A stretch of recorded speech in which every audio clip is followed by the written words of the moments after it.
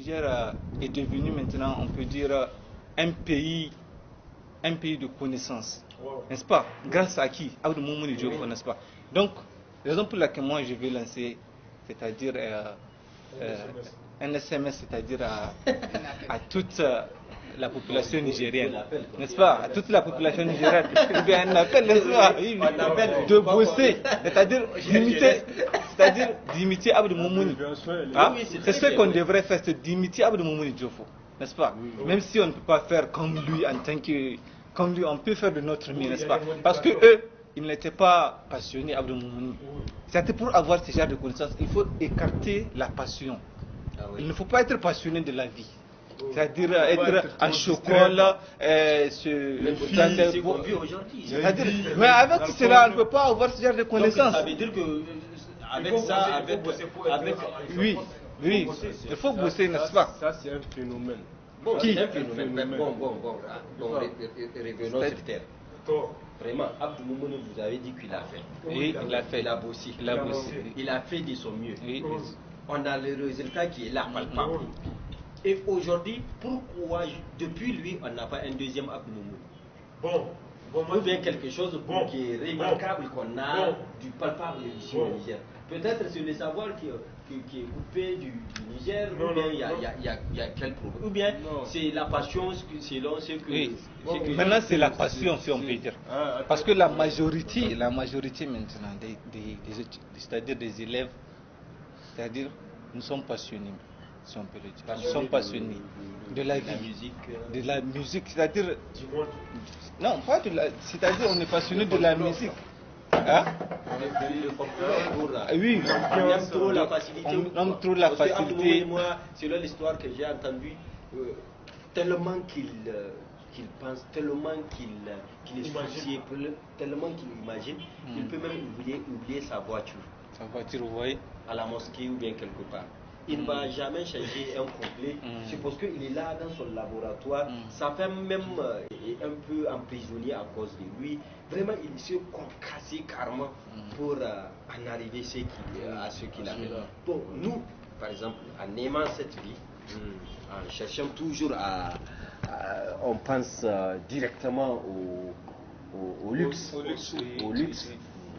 Est-ce que c'est pas ça qui nous bloque pour ne pas aller vraiment? Parce que le savoir, si on dit, peut-être c'est du sacrifice. Parce que Abdou Moumouni s'est sacrifié pour les Niger. Et si on nous regarde aujourd'hui, il n'y a personne qui est là pour se sacrifier pour les autres. Parce que notre savoir, on le cherche pour nous seuls, pour gagner sa vie. On pense, on attend l'État, et jusque-là, personne n'a eu ce qu'il veut. Ou bien, pas ça. Ça y est en cours de route. Ça y est en cours de route. Ah bon? Ah bon? Ça fait longtemps que ça y est en cours de route. Non, jusque-là. Vraiment, aujourd'hui, c'est-à-dire, vraiment, vous faites, vraiment, c'est-à-dire, aujourd'hui, si vous constatez, tout le monde se bat pour engranger pour lui-même des millions, c'est-à-dire s'approprier, acheter des voitures de luxe, construire une belle c'est de ça qu'on en parle, parce que Abdou Moumouni c'est un enseignant-chercheur. Et aujourd'hui on a des enseignants-chercheurs. Mais il cherche, est-ce qu'il trouve? C'est ça, parce que lui il a trouvé, il y a le résultat qui est là. Mais après, on dit, c'est-à-dire, après la pluie c'est le beau temps. Après la pluie. Donc, c'est le beau temps. Ici, nous sommes là. La pluie nous frappe depuis le temps d'Abdou Moumouni jusqu'ici. Jusque-là, le beau temps n'est pas arrivé. Moi, je parle dans le sens. Attendez, je parle dans le sens. Quand vous avez dit que Abdou Moumouni passe tout son temps dans les laboratoires en train de faire des recherches, et c'est-à-dire, ça c'est la souffrance. La majorité des temps, quand tu souffres, j'arrive. C'est-à-dire, quand tu souffres, attendez, laissez-moi finir. Laissez-moi finir. Aujourd'hui, si vous constatez quelque chose, c'est-à-dire, quand tu es en train de souffrir, quand tu es en train de chercher, quand tu es en train de galérer, personne ne te voit. Mais si aujourd'hui, tes recherches sont abouties, et que tu as un bon résultat, c'est là les gens vont se poser des questions. Mais toi, tu l'as fait pour ça, parce que on sait que le savoir, c'est de se sacrifier. Par exemple, étudier, c'est pas chercher de l'argent. Oui, mais c'est très difficile, mais c'est un sacrifice. C'est un sacrifice, parce que quand tu choisis de chercher le savoir, ça veut dire que tu t'es sacrifié pour ta société. Oui, ou bien, effectivement, c'est un et sacrifice, pour soi-même. mais pour dire que non, il faut pas qu'on soit ingrat. Pour dire que non, les gens vont profiter de moi après avoir Non, le résultat qu'ils vont faire dis pas ceci. ça, loin Mais de là. déjà, tu as choisi pour chercher le savoir. Loin de là, loin de là. Bon. Loin de là, je dis pas ça. C'est-à-dire, ce que je veux dire est que, c'est-à-dire, quand tu réussis aujourd'hui, par exemple, les gens ne voient pas ce qui s'est passé derrière. Mais plutôt ce que tu es en train de vivre. Est-ce que vous voyez? Aujourd'hui, on étudie tous pour transformer notre connaissance, pour que ça nous rapporte. Vous seul? Non, pas nous seuls. Oui. À nous tous. Aujourd'hui, par si exemple, par exemple le savoir on est en train de parler sur Abdou Moumouni. Oui. Ah oui, ouais, pour copier Abdou Moumouni. Oui. Par exemple, donc, toi, tu ça, fais... parce qu'aujourd'hui, on sait tous que... Tu étudies l'électromécanique. Voilà. Par exemple, on sait que l'électromécanique, c'est des études qui sont là. Et même Abdou Moumouni, il a étudié. Et il a été plus fort que son professeur peut-être. Parce que c'est ça l'étude. Toi, on t'apprend le BAB de la chose. Tu peux approfondir pour aller loin. Peut-être ton professeur, il est là. Il t'a appris voilà des choses. Et vous avez dit que la société, le savoir, c'est vraiment satisfaire ta curiosité. Ou bien en un mot pour donner vraiment, pour chercher un résultat qui est là, palpable, utilisable et profitable pour tout le monde. Bon, admettons, considérons cela. Par exemple, tu fais auto-mécanique ou bien électricité mécanique, industrielle. Bon.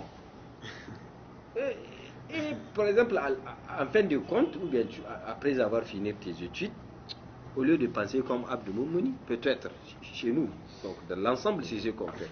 Généralement, c'est ce qu'on fait. Au lieu de chercher à créer, à innover, à regarder notre vie, aujourd'hui on a besoin de quoi, nos voitures ont besoin de quoi, même si c'est de l'Europe qu'on fabrique les voitures, mais aujourd'hui dans notre climat, est-ce qu'on ne va pas penser pour voir? Mais pourtant on voit ça à Katako. C'est le paradoxe qu'on a au Niger. Par exemple, à Katako, la marmite qu'on mange, c'est du Katako. Le four, c'est du Katako. La louche, c'est du Katako. Tout ce qu'on utilise qui facilite la vie, c'est du Katako. Alors que si on regarde à Katako, ce ne sont pas des étudiants comme nous. Donc, est-ce qu'on peut dire que nous, peut-être, le savoir qu'on cherche n'a aucune relation avec la vie ou bien sur quoi? Vraiment, moi, ça m'étonne. Le savoir, ça a envie avec... Parce qu'à Katako, ils fabriquent tout ce que tu penses là, ils peuvent en fabriquer. Et pourtant, il y a des gens... Moi, ce que je pense, il y a des mécaniques générales. Eux, au Niger, ils ne fabriquent que des pièces détachées, par exemple là, des vis, des écrous, etc. C'est un ajout, parce que ce sont des citoyens nigériens qui fabriquent des pièces. Oui. Si vous n'êtes pas au courant, moi, je vous informe de plus là-bas, là où j'ai fait CFPP, Centre de perfectionnement et professionnel, là où j'ai fait, ce sont des élèves de la 3e année. En fin de compte, ils fabriquent des pièces et dessinent même la pièce même, il faudra prendre toute une demi-journée pour fabriquer même la pièce en tant que telle. Et si la personne est un grand dessinateur, franchement, même au niveau du dessin, il va réussir. Il va trouver de quoi manger. En plus, cette zone, tu fabriques la pièce correctement, sans faire des fautes. Et puis, quand tu montres au fabricant, lui aussi, il va le fabriquer en prenant des mesures. Ça, c'est un ajout. Oui. Parce que il faut, en forgeant, on devient forgeron. Oui, c'est sûr. Oui, par exemple, vous avez appliqué, non? Oui, mais il y a vos supérieurs. Normalement, on étudiait depuis. Normalement. Par exemple, si tu dis à quelqu'un, non, le savoir, vous-même, vous l'avez dit, c'est avec le savoir qu'on crée tout. Ok? Soyons réalistes. Le savoir, c'est avec ça qu'on fait tout, Nous, les paradoxes au Niger, ceux qui ont les savoirs, la plupart n'ont rien créé. Donc, bon, ça... La plupart, si on parle du cas, il faut parler du cas général. Bon. Mais la plupart de ce qu'on a ici, qu'on exploite, vraiment, la plupart des gens qui l'ont fait, le meilleur garagiste peut-être n'a pas été à l'école. Ah ouais. Même s'il a fait des études, il n'a pas fait des longues études. Moi, je suis au Niger. Le plus grand cultivateur qui a le plus grand champ du Niger, peut-être n'a pas étudié l'agronomie. C'est le paradoxe qu'on a. Et les recherches qu'on a, on ne sait pas où ça va. Qu'est-ce qu'on fait avec? Par exemple, ici, à CETASNI, il y a pas mal des étudiants vraiment qui ont étudié la maintenance, qui ont étudié. Oui, il y a des gens vraiment qui ont créé des logiciels, qui ont fait ceci, qui ont fait ceci. Mais jusque-là, on n'a pas entendu quelqu'un qui a fait une grande... Ou bien le savoir vraiment, pour les Européens, nous, on n'a rien. Ah non, bon, quand je vous dis toujours ça... C'est ce que ça veut dire. Non, quand je vous dis toujours ça, encore, c'est nous les jeunes d'aujourd'hui, nous allons essayer de se réunir, d'être soudés. Et de mieux s'entendre pour amener le Niger en avant. Et avec le savoir. Oui, avec le savoir et d'éviter la grande tête. C'est la grande tête qui fait toujours que nous, les jeunes, nous sommes toujours derrière. La jeunesse, là, il faut être patient. Moi, c'est que je conteste. Et revenons à un autre débat qui est vraiment la recherche du savoir au Niger. La jeunesse nigérienne, si on regarde, oui, ils cherchent le savoir, mais dans nos écoles, il y a pas mal de choses. Quand tu regardes, c'est écœurant, vraiment, si on peut le dire. C'est quoi le style? On pense que le savoir, c'est venir faire être quelqu'un qui n'a pas la pudeur, le show, être quelqu'un qui oublie toutes ses racines, déracinées. Donc la culture même aujourd'hui, c'est le loisir. Parce qu'on n'a pas une culture, parce que notre culture nigérienne ne nous permet pas de faire des débauches. Mais on a vraiment à l'école, on a l'impression que c'est à l'école qu'on apprend tout. Les soirées culturelles, par exemple, si on dit une soirée culturelle dans une école, au lieu de retrouver des gens qui sont là en train de défendre leur culture, leur propre culture, tu vas retrouver des gens qui sont aliénés, déracinés, qui sont là en train de faire... Pas danse, il n'y a rien du Niger. Il n'y a rien du Niger, ni du musulman, parce que nous, on est des musulmans, ça, on le reconnaît. Mais rien de ça. On cherche même à détruire... Ça, c'est une culture... Donc, ça veut dire que si on a le savoir, c'est d'être un peu déraciné ou bien? Non. Parce que c'est vous qui faites la chose. À l'école, c'est ce qu'on retrouve. Une fille n'a plus la pudeur, une fille n'a plus... Elle pense qu'elle est à l'école, elle doit être... moi, je veux un peu... Qu'est-ce qui fait ça, par exemple? Qu'est-ce qui fait ça, selon vous? Parce que ça nous empêche même d'étudier. Quelqu'un qui est là, qui pense toujours au show. Donc, vous voyez, regardez dans nos routes, hier même ou avant-hier, devant votre école, il y a des gens qui ont passé avec des voitures, ils crient des filles comme ça. Est-ce que cette personne a le temps même d'étudier jusqu'à penser? Ah non. Oui, on a.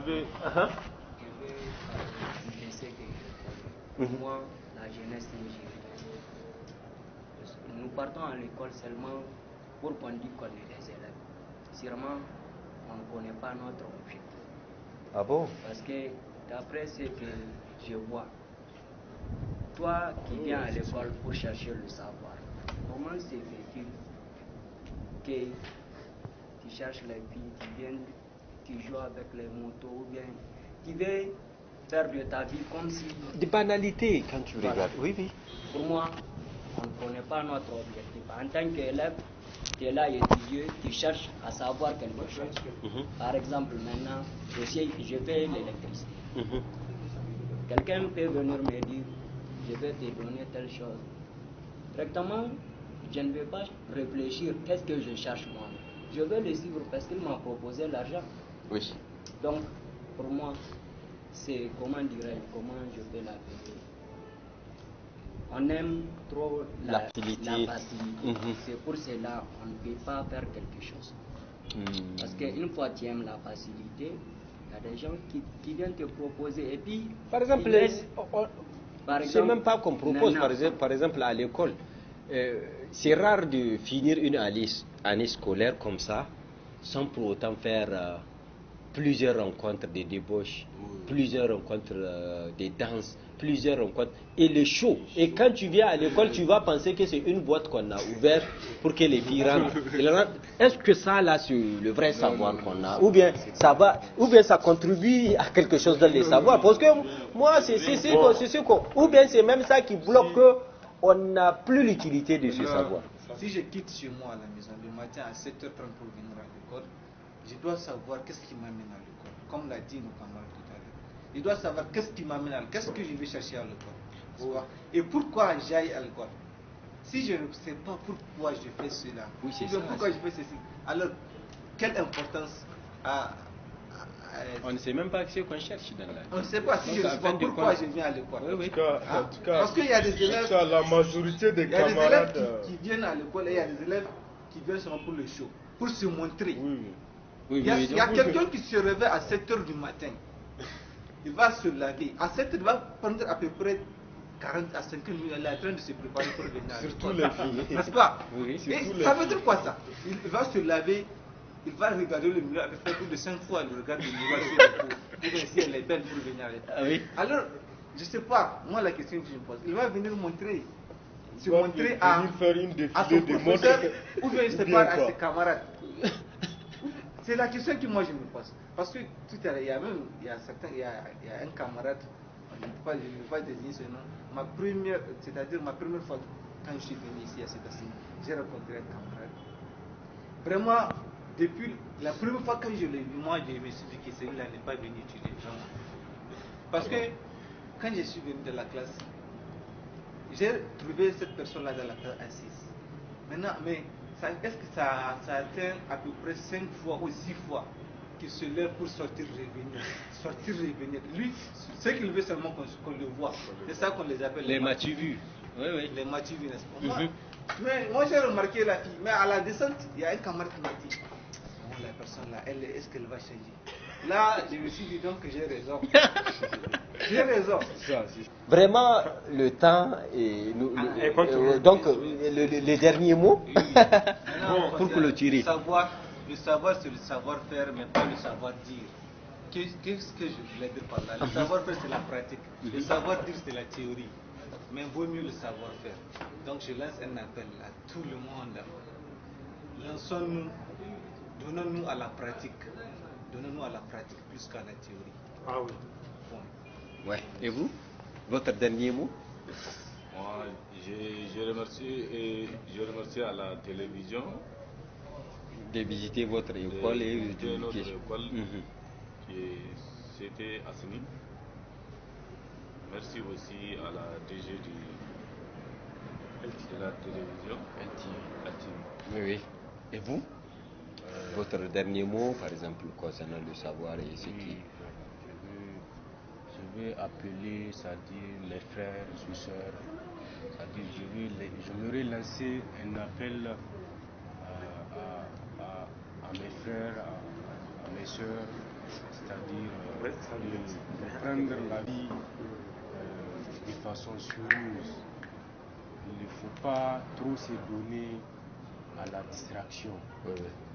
Parce que ça nous bloque, ça bloque le savoir. Oui, parce que quand on est distrait, on ne peut jamais réfléchir jusqu'à le bon sens, avoir des idées très claires. Donc pour ça, vraiment, je lance un appel. Et vous?